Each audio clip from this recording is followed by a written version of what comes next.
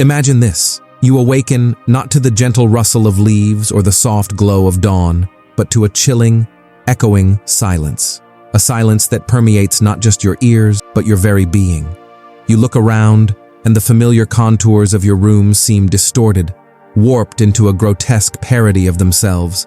The objects you once held dear, a worn book, a cherished photograph, now radiate a cold, alien indifference. You try to speak, but your voice catches in your throat, a strangled whisper that dies before it can form a coherent word.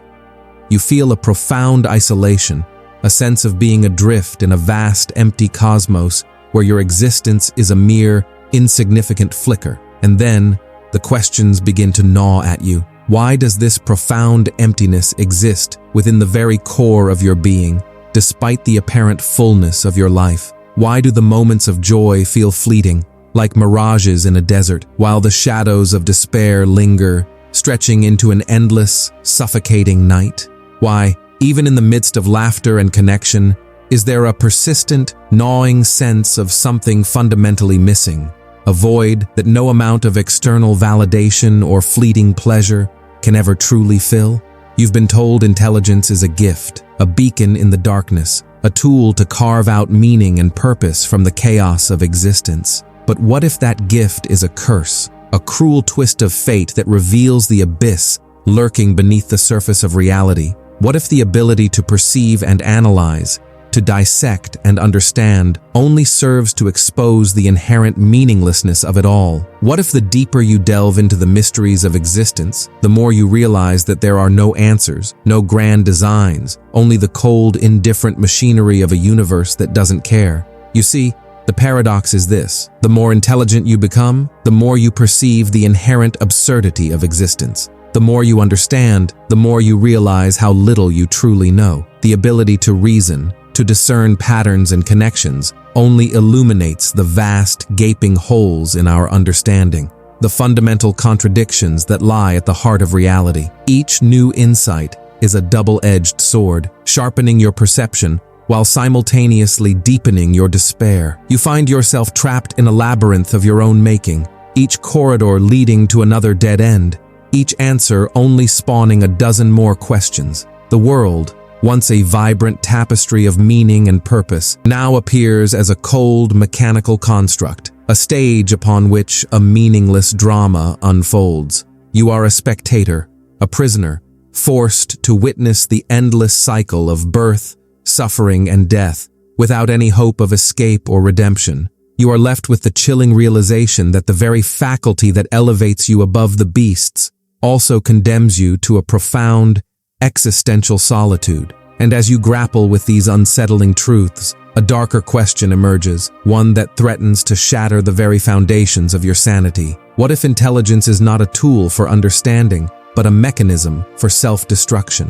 What if the relentless pursuit of knowledge and truth is not a noble quest, but a slow, agonizing descent into madness? What if the very act of thinking, of questioning, is the source of your deepest suffering? This is the precipice upon which we stand, the edge of an abyss that threatens to swallow us whole. We must confront the dark truth about intelligence, the hidden paradox that lies at the heart of our existence. But to do so, we must first understand the psychological and philosophical roots of this unsettling reality. We must delve into the shadows, confront the demons that lurk within, and unravel the tangled web of illusion that binds us to a life of perpetual suffering. And it is in that exploration, in that desperate, harrowing journey, that we may find a glimpse of a truth so profound, it will forever alter the way we perceive ourselves and the world around us. And that journey, that descent, will begin now. The chilling silence you felt, the distorted reality, the gnawing emptiness, these are not mere figments of a fevered imagination. They are symptoms of a deeper malaise, a condition that has plagued humanity for centuries, whispered in the shadows of philosophical treatises and echoed in the anguished cries of artists and poets. This condition, the insidious undercurrent of intelligent existence, stems from a fundamental disconnect between our capacity for reason and the inherent irrationality of the universe. Arthur Schopenhauer, that prophet of pessimism, understood this dissonance with a chilling clarity. He saw the world not as a harmonious creation, but as a blind, striving force. The will, a relentless, insatiable hunger that drives all existence, including our own. This will, he argued, is not guided by reason or purpose, but by a chaotic, aimless impulse. Our intelligence, far from being a guiding light, is merely a tool of this will, a means to satisfy its endless desires. And because the will is inherently unsatisfiable, our intelligence becomes a tool for perpetual dissatisfaction. Consider the psychological roots of this problem. Carl Jung, in his exploration of the shadow self, revealed the dark side of our psyche, the repressed desires and fears that lurk beneath the surface of consciousness. Our intelligence, in its relentless pursuit of rationality, often ignores or suppresses these primal urges, creating a tension that manifests as anxiety, alienation, and a sense of profound unease. We strive for control, for order, for meaning, but the shadow self reminds us of the chaotic, irrational forces that lie beyond our grasp. Friedrich Nietzsche, with his hammer of truth, shattered the illusions of morality and meaning, exposing the raw, brutal reality of existence. He saw the will to power as the driving force behind all human action, a relentless striving for dominance and self-assertion. Our intelligence, he argued, is often used to justify this will to power, to create elaborate systems of belief and ideology that serve our own self-interest. But beneath this veneer of rationality lies a deep existential anxiety, a fear of our own insignificance in the face of the vast, indifferent universe. Aldous Huxley, in his dystopian visions, warned of the dangers of unchecked technological advancement and the erosion of individual autonomy. He saw how our intelligence, when divorced from empathy and compassion, can lead to a cold, calculating rationality that dehumanizes both ourselves and others. We become cogs in a machine, our lives reduced to mere data points, our experiences filtered through the sterile lens of efficiency and control. Jean-Paul Sartre, the apostle of existentialism, emphasized the burden of freedom, the agonizing responsibility of creating our own meaning in a meaningless universe. Our intelligence, he argued, allows us to grasp the full weight of this responsibility, to confront the abyss of nothingness that lies at the heart of existence. This awareness, while liberating, can also be a source of profound anguish, a constant reminder of our own mortality and the fleeting nature of our existence. Viktor Frankl, in his search for meaning amidst unimaginable suffering, discovered the power of the human spirit to transcend adversity. But even he acknowledged the inherent fragility of our existence, the constant threat of meaninglessness and despair. Our intelligence, while capable of great insight and creativity, can also amplify our suffering, exposing us to the full horror of the human condition.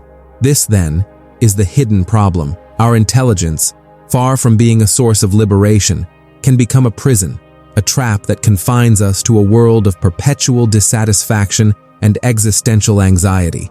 We are caught in a paradox, striving for meaning and understanding in a universe that seems to offer neither. We are cursed with the ability to perceive the inherent absurdity of existence, to see the cracks in the facade of reality, the gaping holes in our understanding. And as we delve deeper into this abyss, we are confronted with the chilling realization that the very act of thinking, of questioning, can be the source of our deepest suffering. The journey intensifies, and we are not close to the bottom of this truth. The consequences of this hidden problem are not merely abstract philosophical musings. They permeate the very fabric of our lives, shaping our behaviors, emotions, and identities in subtle yet profound ways. Consider the pervasive sense of alienation that plagues modern society. Despite the illusion of hyperconnectivity, we are more isolated than ever, trapped in echo chambers of our own making, surrounded by screens that reflect our own distorted images. Our intelligence, in its relentless pursuit of efficiency and optimization, has created a world where human connection is often reduced to a series of digital transactions, where empathy is sacrificed on the altar of productivity. Cognitive biases, those insidious flaws in our thinking, further exacerbate this problem. Our intelligence, instead of acting as a corrective force, often reinforces these biases, leading us to make irrational decisions and perpetuate harmful stereotypes. We cling to our beliefs, even in the face of overwhelming evidence to the contrary, driven by a deep-seated fear of cognitive dissonance, the discomfort of holding conflicting ideas in our minds. We become prisoners of our own mental constructs, trapped in a self-reinforcing cycle of delusion and denial. Neurological insights reveal the extent to which our brains are wired for survival, not for truth. Our intelligence, in its evolutionary origins,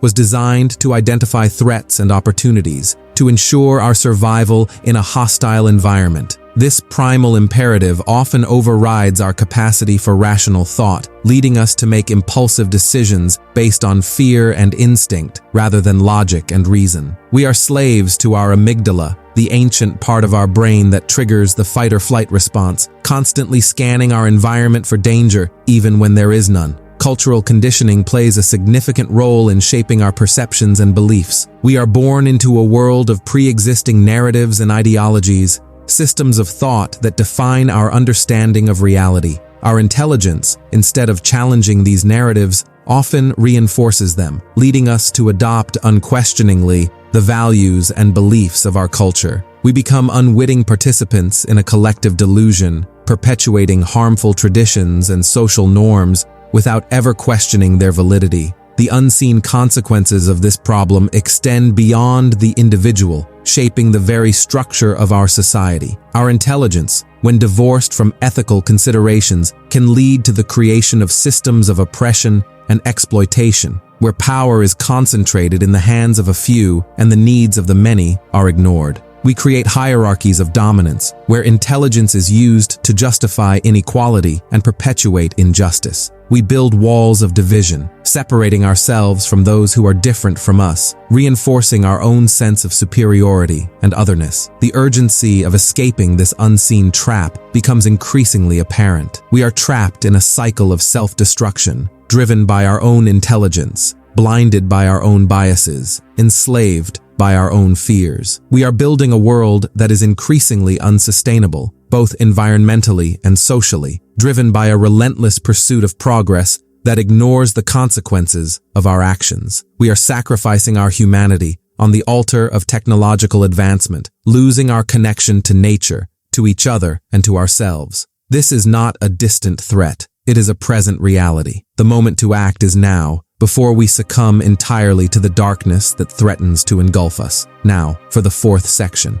To break free from this self-imposed prison, we must embark on a radical shift in perspective, a rebellion against the very foundations of our conventional thinking. We must challenge the notion that intelligence is solely a tool for rational analysis and problem-solving, and instead embrace its capacity for empathy, compassion, and creative intuition. We must cultivate a form of intelligence that is not driven by the relentless pursuit of knowledge and control, but by a deep understanding of our interconnectedness with all living things. This rebellion begins with a conscious effort to dismantle the cognitive biases that distort our perception of reality. We must learn to question our assumptions, to challenge our beliefs, to embrace cognitive dissonance as a catalyst for growth and transformation. We must cultivate a sense of intellectual humility, acknowledging the limits of our understanding and the vastness of the unknown. We must embrace the paradox, the ambiguity, the inherent uncertainty of existence. We must reclaim our emotional intelligence, the ability to recognize and understand our own emotions and the emotions of others. We must cultivate empathy, the capacity to step into the shoes of another, to see the world from their perspective. We must learn to listen with compassion, to respond with kindness, to build bridges of understanding across the divides that separate us. We must recognize that true intelligence is not merely a matter of intellect, but also a matter of heart. We must reconnect with our intuition, the inner voice that guides us towards truth and wisdom. We must learn to trust our instincts, to listen to the whispers of our subconscious, to embrace the creative potential that lies within us. We must cultivate a sense of mindfulness, the ability to be present in the moment, to observe our thoughts and emotions without judgment. We must learn to quiet the incessant chatter of our minds, to find stillness amidst the chaos. History is replete with examples of those who dared to break free from the shackles of conventional thinking, who embraced a radical shift in perspective. Think of Socrates, who challenged the dogmas of his time, who dared to question the very foundations of Athenian society. Think of Galileo, who dared to look through a telescope, who dared to challenge the geocentric view of the universe. Think of Einstein, who dared to question the nature of space and time, who dared to imagine a universe beyond the limits of Newtonian physics. The culmination of this journey, the ultimate truth that redefines our perception of reality, is this: intelligence, in its purest form, is not about control, but about surrender. It is not about grasping for answers, but about embracing the mystery. It is not about striving for meaning, but about finding meaning in the present moment, in the simple act of being. We must learn to surrender to the flow of existence, to let go of our need for control, to embrace the inherent uncertainty of life. We must recognize that the universe is not a machine to be mastered, but a living organism to be respected. We must cultivate a sense of awe and wonder, a deep appreciation for the beauty and complexity of the natural world. We must find meaning not in the pursuit of external validation or fleeting pleasures, but in the cultivation of inner peace and contentment. We must learn to appreciate the simple joys of existence, the warmth of the sun on our skin, the taste of fresh air, the sound of laughter. We must cultivate a sense of gratitude for the present moment, for the gift of life itself. We must recognize that our intelligence is not separate from the universe, but an integral part of it. We are not observers of reality, but participants in it. We are not isolated individuals, but interconnected beings, woven into the fabric of existence. We must cultivate a sense of compassion for all living things, recognizing that we are all part of the same cosmic dance. The final realization is that intelligence, when freed from the shackles of ego and fear, becomes a tool for transcendence. It allows us to perceive the interconnectedness of all things, the unity of consciousness that underlies the apparent diversity of existence. It allows us to experience the profound peace and joy that comes from surrendering to the flow of life, from embracing the mystery of being. We are not cursed with intelligence, but blessed with it. It is a gift, a tool that can be used to create a world of beauty, harmony, and compassion. But to do so, we must first confront the dark truth about intelligence, the hidden paradox that lies at the heart of our existence. We must dare to challenge our assumptions, to question our beliefs, to embrace the unknown. We must dare to think differently, to live differently, to be differently. And in that act of rebellion, in that surrender to the mystery, we may find a truth so profound it will forever alter the way we perceive ourselves and the world around us. We may find a sense of peace that transcends the limitations of our intellect, a sense of joy that radiates from the depths of our being. We may find a sense of purpose that is not imposed from without, but discovered from within. And in that discovery, we may finally be free.